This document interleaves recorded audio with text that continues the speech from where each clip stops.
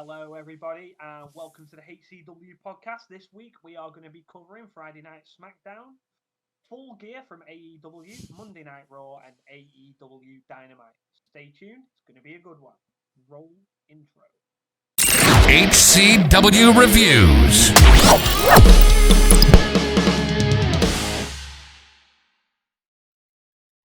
Hello, everybody, and welcome to the show. I am your host, Frozzy, alongside my great friend, Rate Wrestle. How are you doing this week, bud? Yeah, I'm doing all right. I've been slowly dying of a cold this week, but I'll live. Visit Kamikaze on Sunday. We've got a review coming out, which will be out by the time this video. I don't know why I've mentioned it. And I'm going to see PWL live for the first time this weekend, so that'll be fun. How are you been? Yeah, just, plodding along, getting on. Just a bit of a tough few days, but we're getting past the worst now. So, yeah, all good on my end, bud. But we've got quite a bit of wrestling to cover here because of Full Gear and 4 million matches, as always with an AEW pay-per-view. But yeah, we'll crack on with Smackdown to kick us off if you want to get started. Yep, and I did it correctly on the screen for once, because normally, I watch the pay-per-view and then I watch SmackDown, because it's always, I always put the in orders and wrong, but SmackDown's on the screen. So we kicked off with the New Day. No, we didn't. I've got it wrong. I'm keeping this in, because I bragged about how I did it right. SmackDown. Here we go. Yeah, I had literally last week's on. It's a trouble using a flip notebook instead of an actual book. If you turn it the wrong way. Anyway, let's go for learning. So we had the Brutes and McIntyre in the ring. They're feeling brutey. That's a thing now. Not the week before. No. I'm joking. No. They're feeling brutey. There's a mystery tag team partner, which will be announced at the end of the show. Spoilers. And here comes Zayn. Zayn is basically saying it doesn't matter who you get, the Bloodline are going to win. He's going to beat Blutch tonight as well in the World Cup. And, he's just overall confident in the whole thing. And, he's feeling Usi. Brutey and Usi. The best. Yes. But we kicked off the actual match-wise. We kicked off with Ali versus Ricochet, which was a very good match. I rated 3.25 stars. Ali was injured due to obviously getting battered the other week. He's still got his rib injury. Ricochet, there was still, Ali came out on the top a few times and you thought he was going to pick up the win, but then Ricochet eventually did a shooting. I don't know if you saw SmackDown, but Ali was standing and Ricochet did a shooting star press onto him standing. It was incredible. Yes, I did see that. Very, very good. Yeah. So Ricochet is progressing in the tournament. Then we had a segment backstage with the Bloodline, minus Roman Reigns. So I saw this segment prior to watching SmackDown because obviously there was the gif of Jay once again cracking up because Sami Zayn's hilarious. So Jay was basically saying, who gives you the right to talk on behalf of the Bloodline? They were having a massive argument, and then Jimmy steps up and goes like, "You need to shut up. You need to shut up." And then Sammy's basically saying, "I've got all this." And then he does the he walks off, comes back and does the handshake he does with Jimmy, and then Jay just starts cracking up, and he has to keep looking away. So good, especially because Jay has to be a serious character, and he can't be half the time against Sami Zayn. It's so good. Next up, we had, basically it was the New Day having an interview backstage. They were quite annoyed with the whole losing the record to the Usos. They're on about it's hard to get that record, let alone try and beat it again. Imperium come up, and they're basically saying that New Day are the reason wrestling is wrong, with all their flashy characters and cosplaying and crap like that. They've brought disgrace to wrestling. And this is going to lead to a tag team match later on in the night, which is going to be the Three of Imperium versus New Day and a mystery guest, which we'll get to at that point. I nearly said mystery opponent. I kind of swayed really quickly. Next up after that, I don't know if this is true. I can't remember if this is correct, so correct me if this is wrong. Are Riddick Moss and Emma a couple in real life? Yes.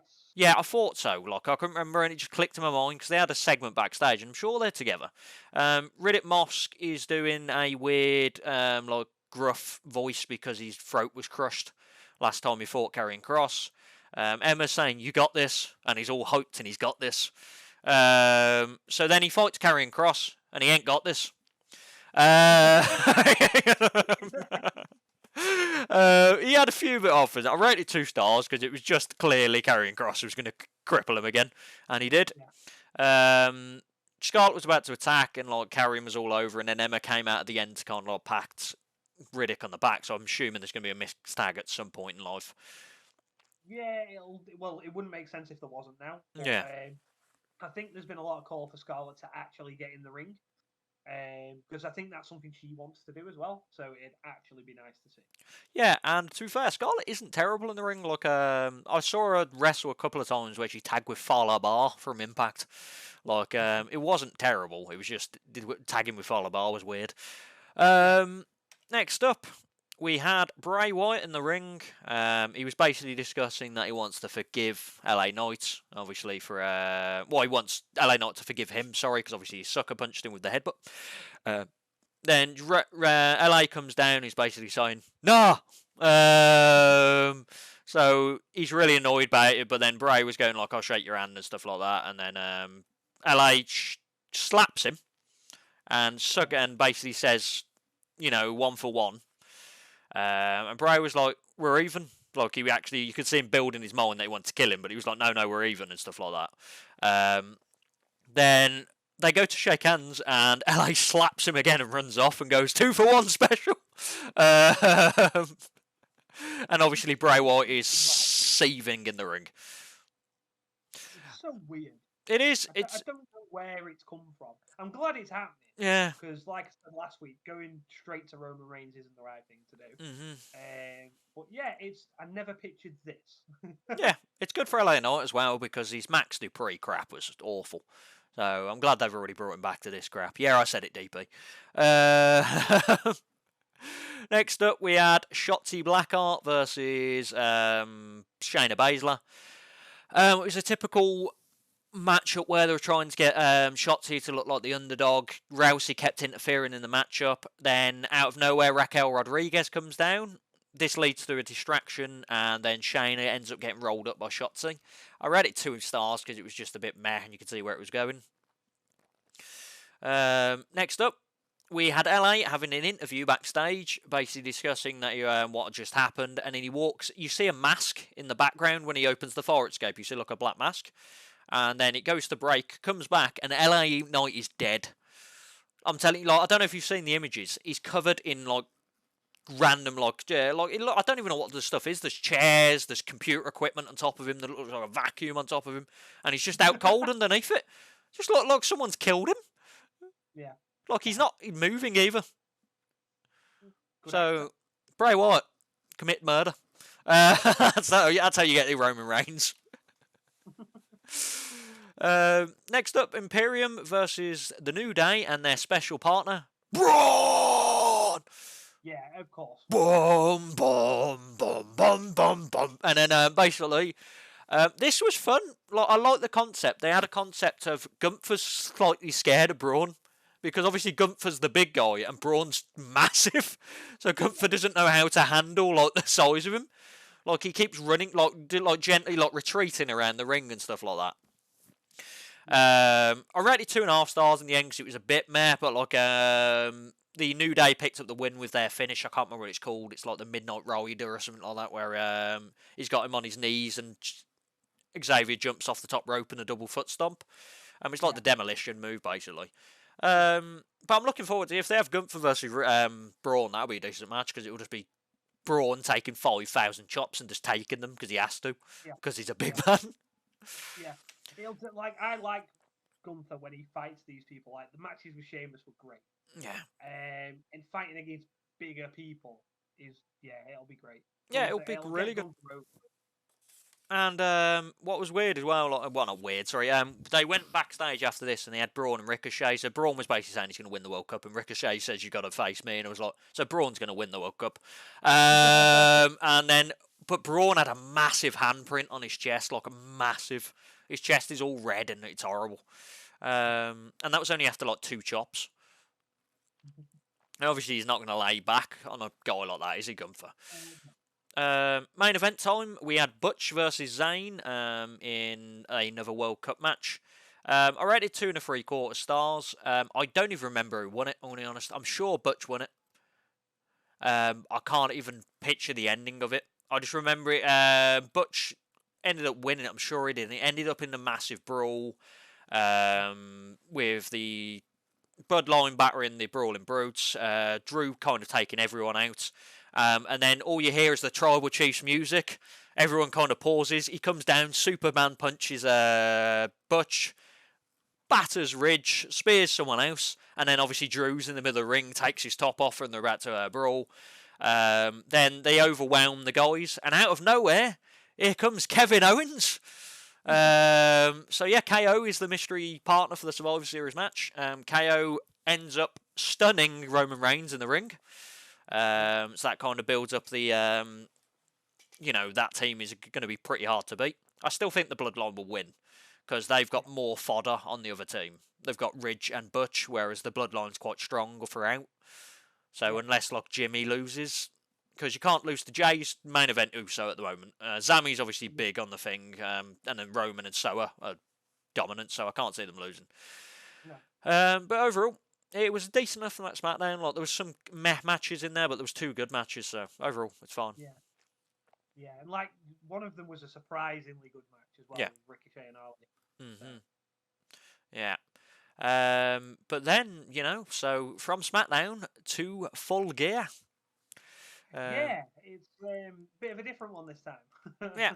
So, Full Gear, let me go back in my notepad now, because I watched it first. So, Full Gear kicked off with Luchasaurus versus Jungle Boy in a steel cage match.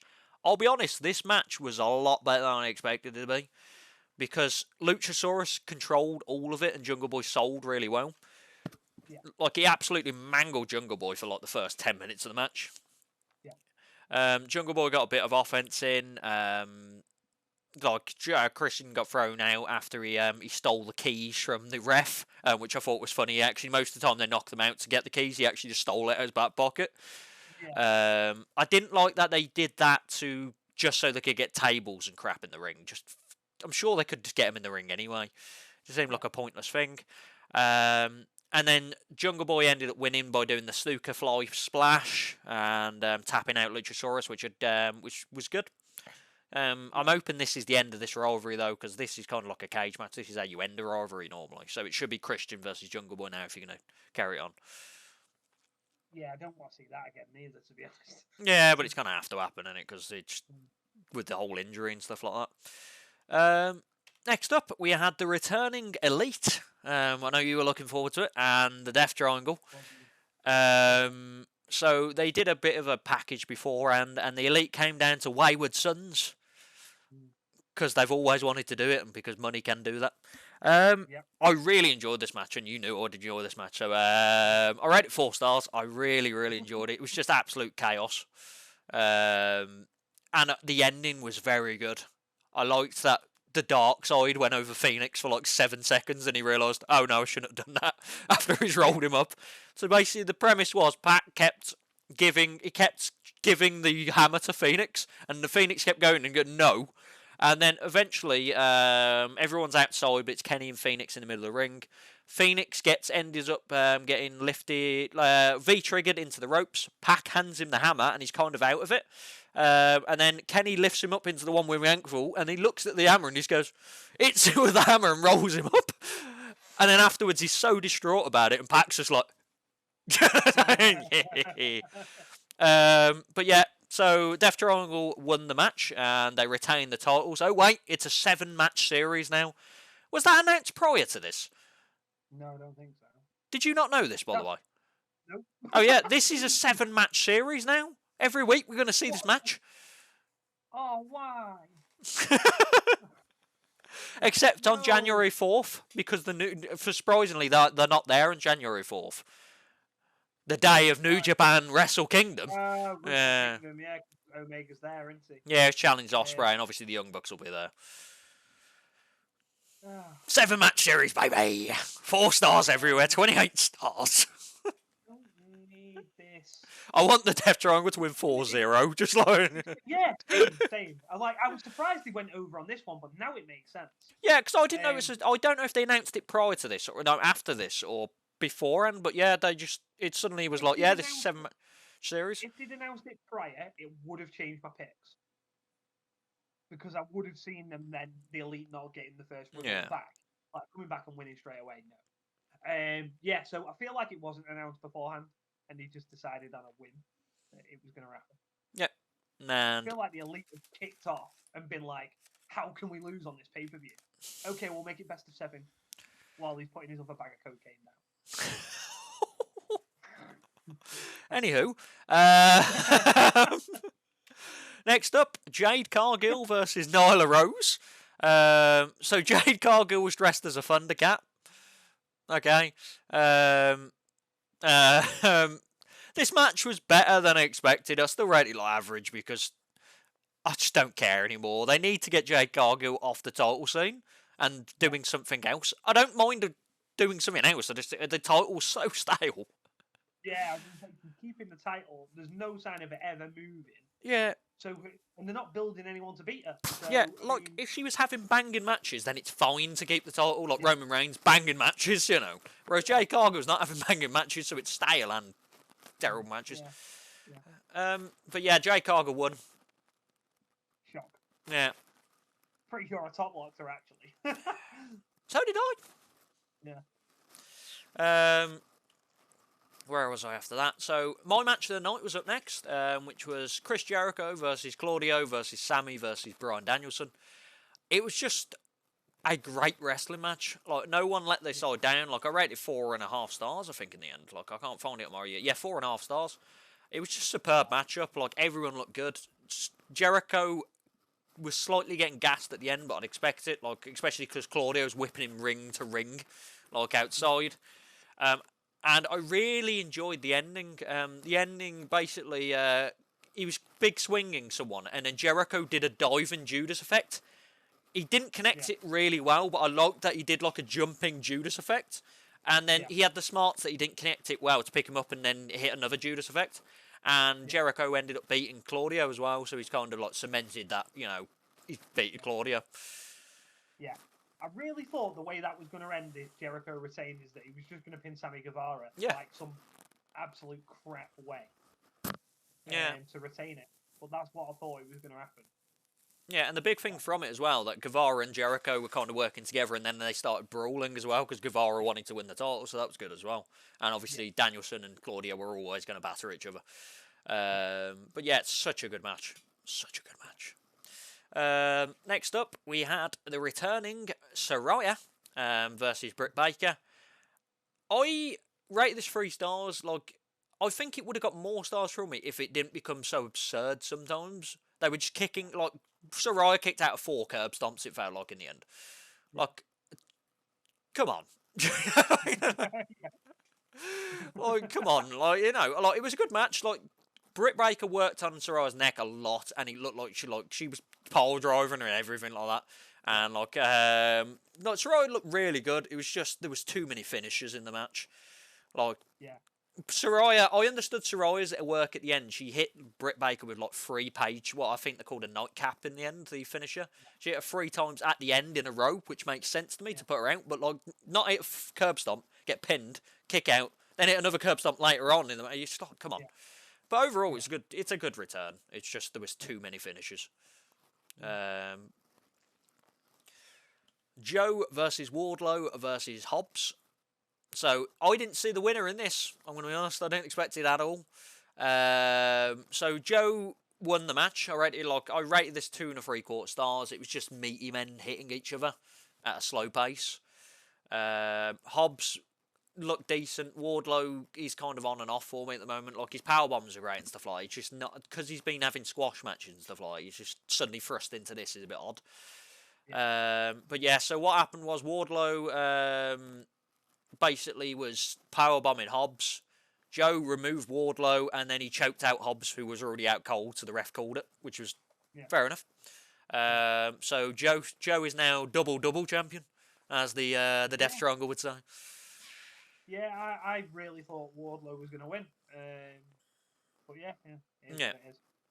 what it is. We knew what Hobbs was there for. He was going to be the loser. Yeah, and he was. Yeah. Loser. But yeah, it's right. Like it's kicking. Like there's been every match. There's not been a disappointing match. It's just even like Cargo, I couldn't call it disappointing. It was just what I expected, but it was better than I expected to be fair. Yeah. Next up, we had Sting and Darby Allin versus Jay and Slapnuts. Jeff Jarrett. I've got to say that every fucking show. If you 5-starred this match, I'm leaving. Welcome to 5-star Mania. No, I rated it 3 stars. I really enjoyed it. I like the brawl aspect. Satnam Singh did his best performance ever in this match, which is incredible. Did he not do anything then? No, he basically. I can't remember. It was either Lethal or Jay. Lethal or Jeff. They were on the ramp, and he got thrown off the ramp. And then Darby went to do a coffin drop off the top of the ramp. Satnam caught him, just like that. Yeah, but Darby Allin weighs about 4 Yeah, pounds. but he caught him and then carried him in a razor's head position all the way to the ring and then slammed him. And he kept catching, like Satnam Singh, just catching people. Yeah. And it's like battering. It was like the best I've seen of Satnam Singh, I'm going to be honest. Like, yeah, but there's no doubt that the guy's strong. And Darby Allin, like we said, is like 4 stone piss wet through. So, I mean, yeah, it's impressive, and he kept doing it, but is it that impressive really when it's Darby Allin? Anyway, I could carry Darby Allin. Talking of another coffin drop, so Darby Allin does a coffin drop and gets slapped in the back with a guitar, which was incredible as well. That looked horrible because it just looked like it was never going to work. But in the end, obviously, Sting and Darby picked up the win. It made me sad. But Jay obviously got left at the pin because that's what Jay Lethal does in this company. And I don't know if Jeff Jarrett's, if this is done now. He signed a deal though, hasn't he? Has he actually? Yeah, I don't know if he's like on screen though. I think he might be done on screen now because I don't know what he's going to do from here. I don't know. He's like, he got the little package that said he was all elite though, didn't he? So. Yeah, but he could be like a road agent because they need that badly. Yeah. For 3 stars overall, it was fine. Next up, Storm versus Hater. I rated this 3.5. I really enjoyed this, and I started to hate it at the same time. Until the ending, I like it got to a point where I got really annoyed because I thought they were just making Storm into a monster. Like Jamie Hayter, like she kicked out of curb stomps and more curb stomps got kicked out of. Britt Baker obviously came down to help curb stomp Storm. Hayter kicked out. No, we had Storm kicked out. Hayter at finisher. Storm kicked out again. I was like, oh no, Storm's gonna win. I wouldn't have minded if she won, if she just won straight. But then eventually Hayter just out of nowhere rainmakered out her fucking boots and picked up the win. And I was so happy because same. This is another title that was dead. So like Hayter's kind of like the momentum's there. Give her the title. Yeah, but it's interim still, which is so annoying. I would have liked Thunder Rosa to come down if she was fittish, just to go like this is going to be a title match at some point, and then Hayter to win that. So it's going to be a prolonged. I don't know where. I think Storm's not. Thunder Rosa's not back till next year now, though. So they need to just get the title off then. Yeah, well, it's too late now, isn't it? You know, they knew how long she's going to be out, and it's an interim title. You can't suddenly go, actually, it's a bit longer than we want this now. They've done it. No, I'd do it anyway. I'd just be like, you know what? Screw it. And that's how Frozzy books and TEW. I don't have Thunder Rosa. There we go. Next up, Claimed versus The Swerve in Our Glory. Not as good as their other matches, but it's still like 3.25 stars. Like both guys gave it all. They keep making Bowens get injured, just to prove that like that's a thing they keep doing. Swerve kept turning to cheat, and then with the pliers, trying to break people's fingers. Daddy Ass came down. I thought it was going to be a DQ, but it wasn't. And then Keith Lee got really annoyed at Swerve and just walked out on him. And then I actually thought Swerve was still going to win the match at one point. It would have been so good if he did win the match, because like Keith Lee would be like, oh crap. Oh. But yeah, the Acclaimed eventually picked up the win. It's a good tag team match, and I'm looking forward to seeing Lee versus Swerve. Yeah. Main event time, Mox versus MJF. I rated this 3.75 stars. I really enjoyed it, but it wasn't as good as I was expecting it to be. because MJF is weird face. He was Well, he's not wrestling face. Yeah, but during the match he was wrestling like a face, and it's weird and not good. MJF can't wrestle face. No.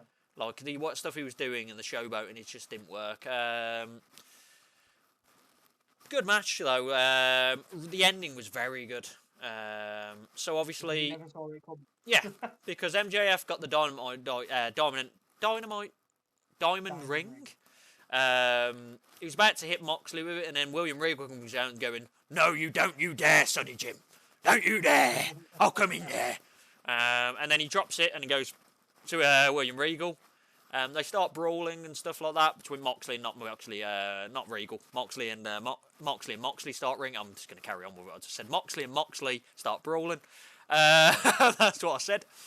Then eventually, MJF and Moxley are down, and then William Regal's leaning on the apron and slowly throws in the brass knucks. Not to Moxley, but to MJF. And MJF clocks Moxley and whacks him in the trunks and picks up the win. Regal disappears, and MJF is your new champ. Good. And Moxley's on holiday finally. Yeah, Good for him. Yeah, no, fair play. He probably needs a holiday as well after all the crap that's been going on there. Just mentally, he's probably drained. But no, it's about time MJF got the title. I think we've seen this a long time coming. And it's going to be great to see what they do on Dynamite. Yeah, the reasoning. Review coming up. Yeah, so Regal's reasoning, that'll be great.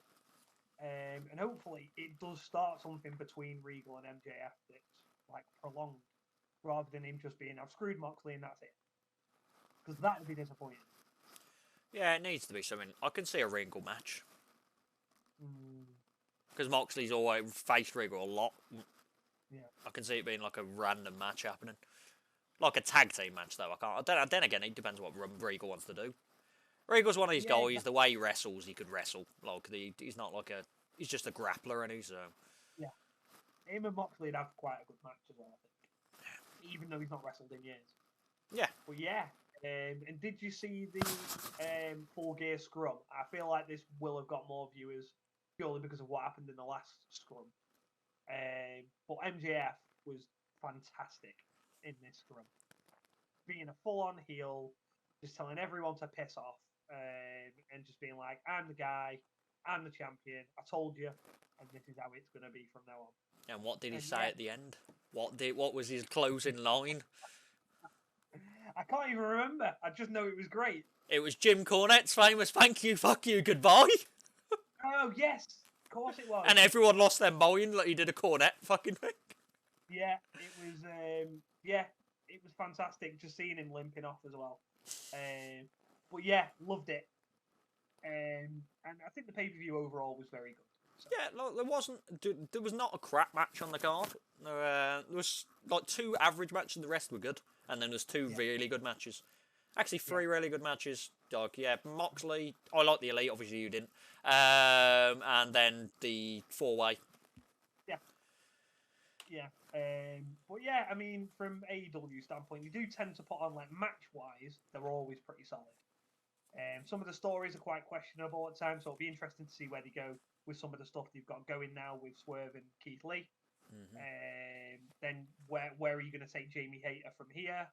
So they've got a few interesting dynamics going on. Hopefully they build some good stories out of it and we get some more good matches. Because the next pay-per-view is going to be a while into it for AEW. So. Yeah, that is the trouble with AEW though. That some of the storylines are dragged out so long because they can't get them finished at a pay-per-view because it's like 2-3 months between pay-per-views. Yeah.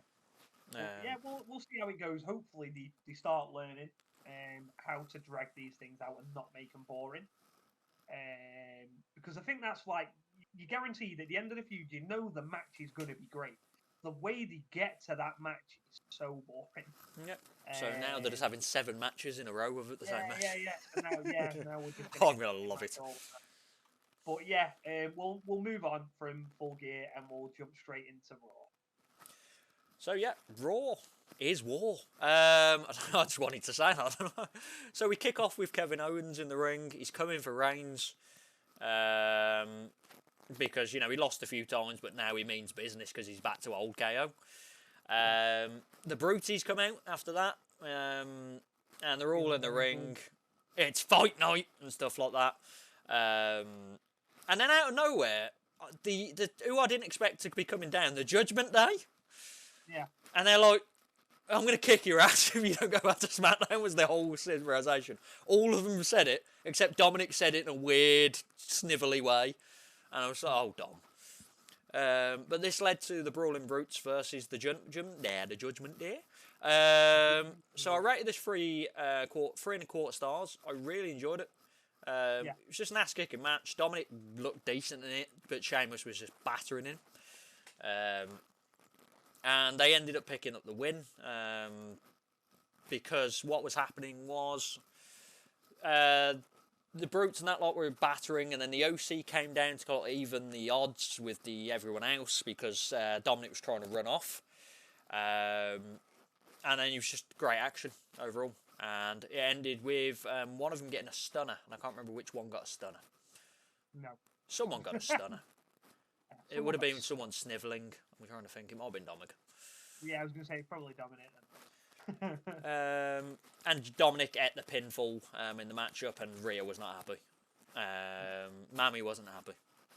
Oh, God. Next up, it's supposed to be Miz versus Gargano. Miz is injured because he did a TikTok and he hurt his hand slicing a cactus. So he picked his replacement of equal size. So Johnny Gargano had to fight Omos. I rated it 1 star. Gargano had a bit of offense. Omos killed him. That was the match. Yeah, I don't understand this. I really don't. Like, he brought Gargano back, and I'm like, yeah, I'm quite happy about it. Good to see him on the main roster and stuff like that. But why have they just fed him to Omos when nothing's going to come of this for either of them? Because Omos smash? No. No, Triple H. But he did. Omos smash. Yeah, but do something else. There was no need for this. Omos smash?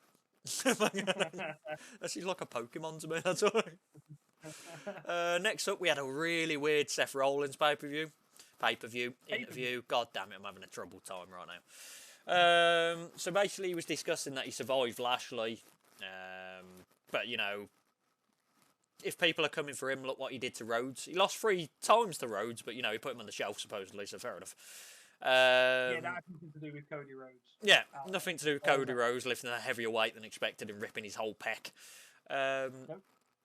And then we had a Sirius Theory promo straight after this, basically saying, he's not the chosen one, he's not like this, and this, he's just going to kick ass, basically. Him versus Ali was up next. This was a lot better than I expected it to be, because I thought it was just going to be Theory running through him, because Ali's been battered every week. But both had good offense. Both guys looked great. But Theory ended up picking up the win with the 18 down. Lashley came up on the Titantron, was going, you know what, I'm going to kick you. I'll come down there and kick your ass. You've been trying to be like a big man, I'll come down there. They start having a scrap and a brawl. Theory hits him, Lashley with a chair, and then Lashley's like... And then Theory's like, oh crap. And then runs off, and then Theory runs off around the crowd, but Lashley starts chasing him up the entranceway to cut him off. And then Theory runs out back, grabs Ali, throws Ali into Lashley because Ali's not had a bad time. And then Lashley beats the crap out of Ali. Yeah, well, like you said, this match was pretty solid. And it seems to be Ali had the match on SmackDown as well, didn't he, with Ricochet? Mm-hmm. So there's a common denominator here that good matches seem to be coming out of Mustafa Ali. Coming out of injured Ali. Yeah, not even winning. Chad Gable again. Hopefully they actually do something with it. Yeah. Because he's clearly got talent. Well, he wanted to leave ages ago. Look at him now, he's flying. You just need to do something with him. He'd be someone prime for US title. Yeah. Once Rollins has elevated it, have him beat Rollins. Yeah, and I'm looking forward to it. Followed by Chad Gable. So, up next, Alpha Academy versus Riddle and Elias. I was expecting nothing of this. Then I looked and Chad Gable was in the match and was like expecting everything. And I rated it 3 stars. Best Elias match there's ever been. I was going to say this is probably the best Elias match ever, and it's not even for Elias. Yeah. Otis looked great in it as well. Chad obviously was Chad. Obviously, they were going to lose. But, once again, a banger from Chad Gable. JBL and Baron Corbin are backstage. I don't know who they're playing poker with. Because they've got money on the table, but no one's got cards. And Uzi won. Yeah. But Drew comes out back and they're just discussing, and JBL says Texas probably. And then Baron was on about, he lost to McIntyre as a fluke at WrestleMania, and then Drew just cheap shots him and calls him out to the ring. They have an insane match. I read it 3 3/4. I didn't expect it to be so good. I was going, this is just going to be Drew Smash before War Games just to get Drew in a hot streak. It wasn't. Baron Corbin had the best match he's ever had. Drew, it was so good. So good. Like, the amount of kick-outs and offense and stuff like that. And they weren't just hitting finishers at each other and, so good. And it ended, weirdly enough, I'm saying so good, and it had a Tozawa spot in it. Tozawa came out. He's on the announce desk, and he's in his old wrestling gear, which is good as well. And then he jumps into JBL's arms, and JBL's kind of holding him in a seating position like this, going, "What are you doing?" Grabs JBL's cowboy and runs off. It's like Nedge out of Balls of Steel. That's what like when he's launching hamburgers. Yeah. Burger. Nugget. Whopper. Yeehaw! Oh, what a random pull that is. But yeah, and then this distracts Baron in the ring, and obviously Drew picks up the win. But I really enjoyed this match. It's sillily good. Yeah. Backstage, we had the OC and the Judgment Day have a massive brawl. They're building this really well, OC versus Judgment Day. They're building factions really well in WWE right now. Yeah. And Mia Yim, I didn't think would fit in the OC, but now she fits. Yeah, and I think it's because she wasn't wearing a attire and stuff like that to the OC, but now it's all matching and it makes sense in my head. But yeah, just a brawl, all out brawl. Bianca and friends are out next. There's no respect. They don't respect Damage Control. Then Damage Control come out and saying, you keep saying there's going to be a 5th member and they're going to be out on Friday on Smackdown, but basically what you're saying is no one wants to be with you. And then this led to the main event, which was the Asuka versus Rhea Ripley match. This was for the winner gets, I can't think what the exact wording is, advantage in War Games, that's it.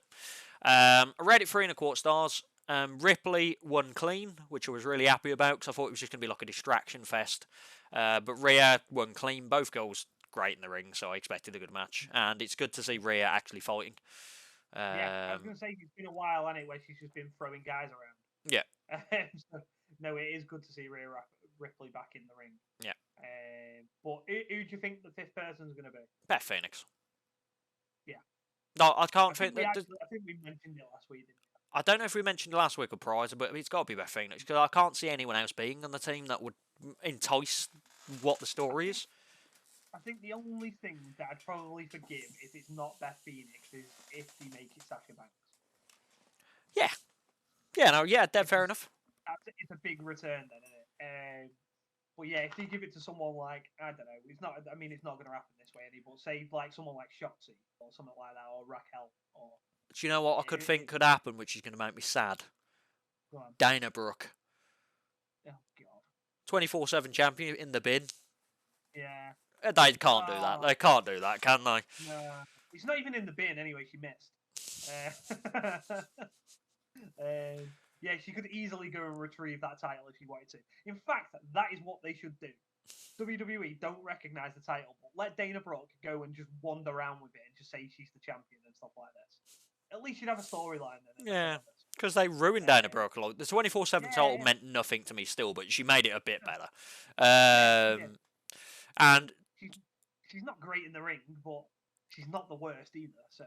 Also, after this, check out NXT. Reggie's back, and he's under a mask. Oh, God. And it's called Sparks or something like that. I don't know what. Remember Los Conquistadors? Yeah, but it's like a mask where you can tell it's Reggie. I don't know. Yeah. Right, no, fair enough. Well, and with all that said on Raw, we will move on to AEW Dynamite. Wonderful. So AEW Dynamite.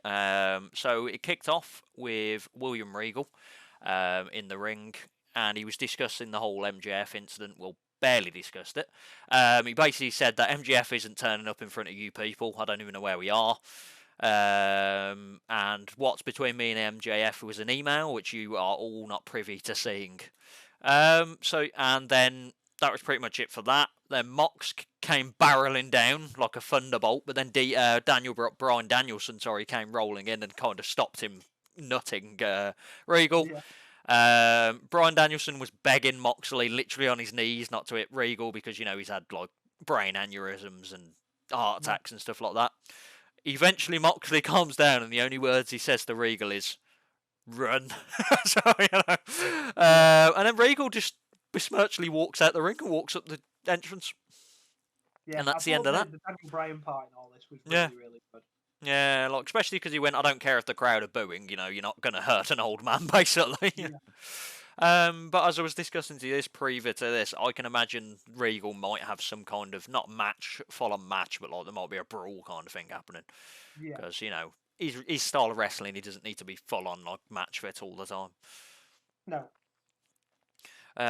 Next up, we had Keith Lee, and Keith Lee was having a interview with, I think it was Renee. I can't remember if it was Renee in particular. And they were discussing that, and then Swerve rolls into the ring, rolls into the camera shot, and then he wants to discuss stuff with Lee in private, and he puts his hand on the camera, and I genuinely thought they were going to continue talking. I was going, how can it be private if you've got your hand on the camera, but I can still hear you? But then they segued out of it, luckily. So this led to the first match of the night, which I rated 2.5 stars, which was Orange Cassidy versus Jake Hager. It was a typical Orange Cassidy match, like a bit of spoofiness, but Jake Hager's trying to make his character, trying to get a bit more character with this hat thing, and I'm already bored of it. Like, everything revolves around he likes this hat. And it's like, okay, you're an MMA fighter, and this is how you're making yourself interesting. Yeah, I'm not a big Jake Hager fan. Yeah, and this isn't really helping it. Cassidy ended up winning. I rated 2.5 stars. Then here becomes the what we really needed was the factory. So they're coming down to introduce, like, they want a challenge and the best friends and stuff like that. But luckily, the whole segment was saved by the return of the House of Black. So Malachi is back with them as well, which was nice. So Julia came up on the entranceway, like with a weird kind of darkness and stuff like that. And then the House of Black appeared in the ring and absolutely destroyed everyone, like battered everyone continuously. Laid everyone laying. This return from Malachi Black is a lot quicker than I anticipated. Yeah. I feel like he hasn't been gone for very long. No, and I love how a lot of people have failed in their attempts going, he's going to WWE. He's definitely been let go from AEW. Clearly not. No. Well, no. Yeah. The only thing they need to pay attention to is that his final statement was, "Rise." Yeah. And it was like, Judgment Day do that? Surely you need to pick a different word quickly because, you know, that's the only thing Damian Priest does. Is shout, "Rise!" So, you know, if you're saying it on AEW as well, it's kind of, it's going to lose. Yeah. It's one of you are going to look silly eventually. Yeah, and it's going to be the ones that did it second. Yeah. Next up, we had Ricky Starks versus Ethan Page. Ricky Starks, love it. I was really surprised by this. I rated 3 stars because Ricky Starks came down in like completely bandaged up, so I thought he was going to get battered. It was better than I expected, and I was really surprised that Ricky Starks won the match. Because story-wise, Ethan Page clearly in my head was going to be the winner because obviously the firm and MJF. But yeah, no, Ricky Starks ended up beating Ethan Page. Bandaged up. Yeah, bandaged up, so he's binned Ethan Page a bit as well. Yeah, I was going to say it just puts him in the bin. It's literally, don't understand. And Ethan Page has beat Bandido, which makes me sad now, seeing as Ethan Page didn't win. You know, Bandido, like, I don't understand where they're coming from with it. No, me neither. It's booking that doesn't make any sense, and there's a few times that this happens with AEW. Like, MJF, Ricky Stark's an easy opponent for MJF, but that shouldn't be the point of we need to give him an easy opponent. It's kind of like, do it, the story builds the story, Yeah. You're having an injured guy go over in these matches. Yeah, it was an odd booking, but very good match. I enjoyed it. The aisle to go down is that, well, he's beat all these people while he's half injured. Now he's fully fit for MJF. What does that mean? Yeah. But it makes the other people look idiotic when they're losing to him. Exactly, yeah. I don't understand it, but, it is what it is. Prior to the next segment, we had Wardlow. He's annoyed that Samoa Joe clocked him with the title, which I understand. And then he said Wardlow's World. And I was like, oh no, that's still a thing. Next up after this, they had a Cargill and Bow Wow segment. Like, I don't care. No. So just get the title off Cargill. Please get that title off. And Cargill. Is Bow Wow the same Bow Wow Wow Yippee Yo Yippee Yay, or am I thinking of a completely different Bow Wow? Yeah, it's gotta be. Yeah, probably looks a lot different now. And obviously because that's like 20 years ago. Bow Wow Wow Yippee Yo Yippee Yay. Where's my dogs at? So it might be a different Bow Wow, but it's just, why is this a thing? Like, in America, this might be caring, but in everywhere else, I don't care about Bow Wow. No. But there was a good thing that came from this. So Cargill was basically saying she's not saying much about the title and stuff anymore. And then Sterling comes out and he's going to sue Bow Wow, supposedly. And then he makes Kira Hogan... Yeah, he makes Kira Hogan sign something. And then he says, you've been released from the baddies. So Kira Hogan's been binned off from the baddies. She's the best wrestler in the baddies. So I'm hoping they might... Cargill's not going to lose to her, is she? I want her to, but... I mean, I think anyone that Cargill faces at the minute, we're sort of hoping beats her. Yeah. No matter if it makes sense to or not. So, just get the title off her. Yeah. So, hopefully. I mean, they've made a thing of her not being in the baddies anymore, so... Yeah. Bow Wow's going to win the title. That's the only thing that's going to be worse than Cargill giving the title. Next up, we had the second of 7 Elite versus Death Triangle matches. I picked the winner in this, and I surprised the world in WCP because I picked the Death Triangle to go 2-0 up. Because I just thought, there'll be some shenanigans, and there was. I rated this 3 stars because the match was not a good match in the essence of the two teams, because the Elite became childish. I don't know if you've seen all this on social media. So the Elite were just mocking CM Punk because it was in Chicago for the whole thing. I have seen it. So obviously the fans were slightly booing the Elite because, Chicago is still going to be behind CM Punk, and stuff has come out where CM Punk actually might be in a better light than you'd expect from all the stuff that came out previously. So Matt Jackson tried to do the buckshot lariat and failed. They did a CM Punk chant. CM Punk chant sucks chant. Kenny Omega bit Pac's arm because obviously that happened in the scramble. And then Kenny Omega hit one of them with a GTS. It was poor, though. He hit him in, the side. Yeah, but it's just the point of just let it... Why are you childish? I like the Elite, but just fucking let it die. Yeah. I know their character is, we make smarmy things, but on mainstream TV, this is not the... Because you'll look bad. On the indies, you'll look hilarious, it's funny, but in mainstream TV, everyone kind of was like, I don't really want to see this. It's a big thing. It made big news. Yeah. You can't... And you were suspended. You can't come back and take the piss out of the guy. Yeah. But either way, so it ended with Penta hitting one of them with the hammer. So, he's on board with the hammer now, which is great. And they went up 2-0. I'm really worried this is going to be a 3-0, 4-3 situation. I don't want it so much because I can see them ramming and going, we came back 4-3. And it's I don't want you. Just win 4-0. Death Triangle. Just win. Or come 2-2. I don't mind 2-2. And then build it. I just don't want them winning 3-0 and 4-3. That's what's going to happen. Yeah. And other random news. Have you heard there might be... do you know Austin might be coming back again to fight at WrestleMania? There's been plans. You heard who rumoured to be his opponent now? No, go on. CM Punk. Oh, yeah, well, he teased that years ago. But it could come back. 12 or something. WWE could do that, though. That's the worst thing. And that'll be big. That'll blow AEW out the water if they had CM Punk Austin. That's probably outside of Rock Reigns. That's probably the biggest match you can make. Yeah, I like if they throw enough money at it. You know, 'cause Austin's down for it. It just depends if CM Punk would swallow his pride to go to WWE. I think he'd do it. Yeah, especially to shit all over AEW now, yeah. To stick it to AEW. Especially it's a one-winged angel on Austin. Oh, yeah, can you imagine? Start super kicking him for fun. Oh, God. Next up, we had a interview with... Well, it wasn't really an interview at the start. So, Thunder Rosa has vacated the title after we discussed 10 minutes prior that there's no point of Thunder Rosa vacating the title now because it's already been 2 months of interim. But now they've decided... Yeah. Literally about 20 minutes ago. So Hayter is now recognised as the women's champion completely, and so was Storm. They've said that Storm was an actual women's champion rather than interim, which was good.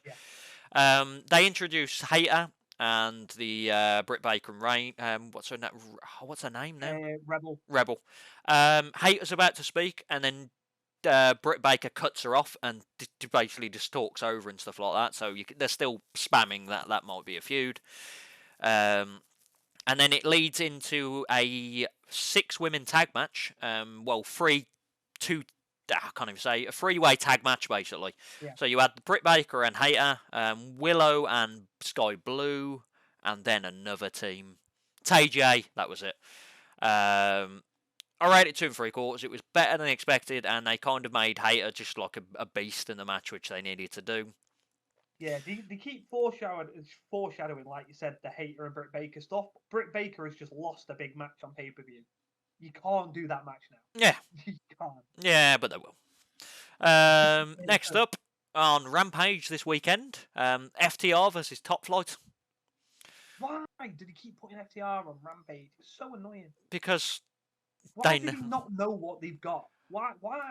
Everyone in professional wrestling knows that FTR are the best tag team in the world. Yeah, and I know you don't care about Rampage. I'm going to say a word right here. Spoiler! Dante Martin's injured now. So Darius is not injured, but Dante's injured now. So Top Flight's cursed. Yeah. They've just come back after Darius being injured for like a year or whatever, and now Dante's injured. Yeah. But yeah. How long's he out for?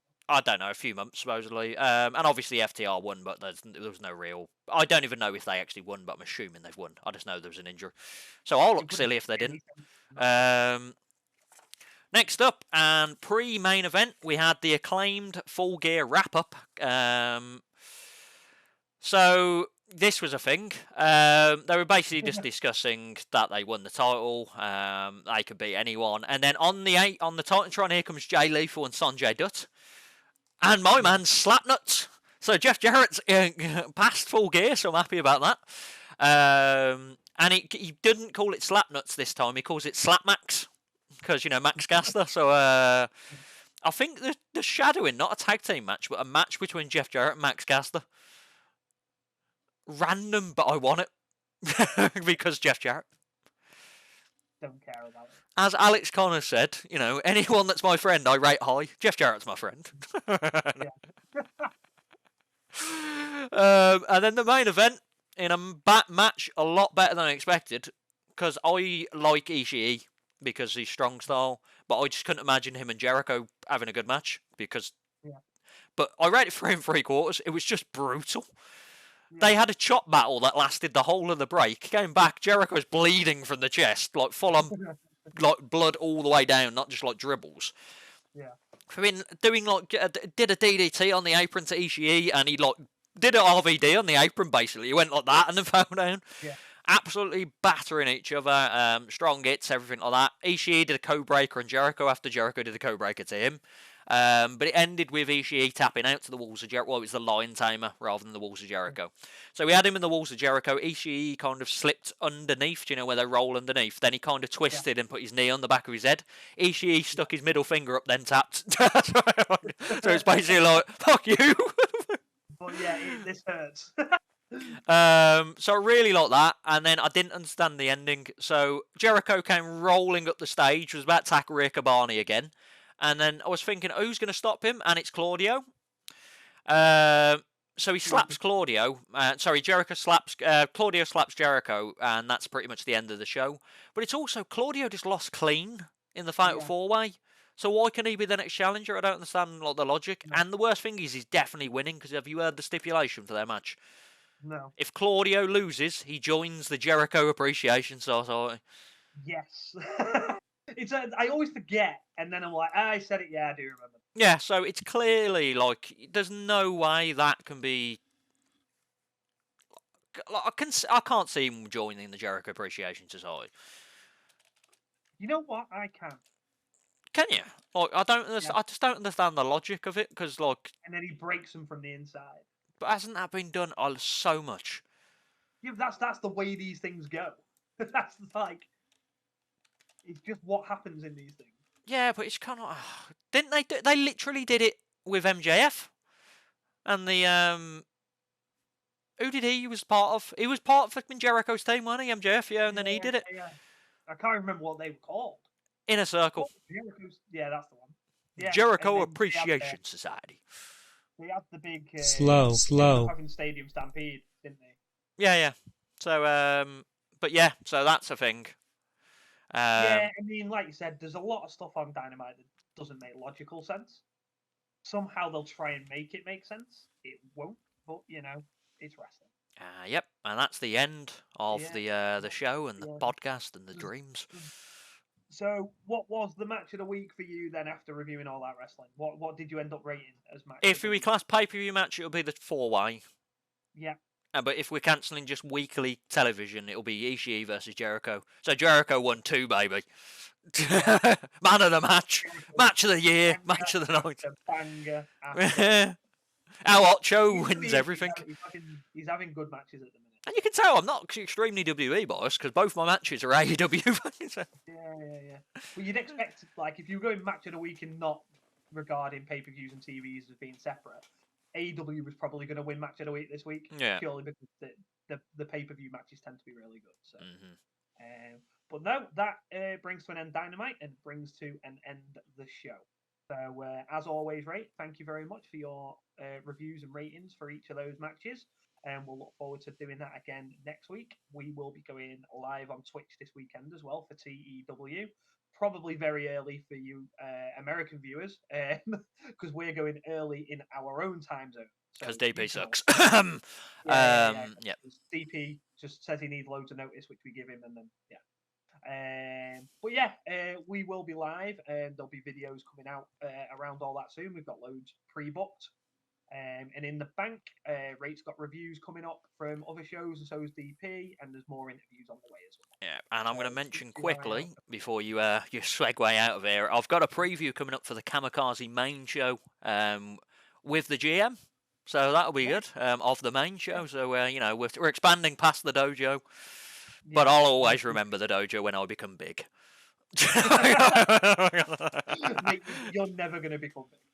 Oh, I've got to fight Alex Connors. Anyway, you built like a Bucky's pen. So. Well, I've got to fight Alex Connors now. You heard how he talked to me on that review show? No, I haven't watched it all yet. You need to see the man crapped all over me. Did he? Yeah, vengeance will be mine. We'll have to get him back on and see if he can go through all of us. We'll see. But yeah, no, we could have a 3-on-1 handicap match with him. And we'd still lose. Yeah, probably. Because I'm the only one with kind of experience. DP won't turn up because he's scheduling.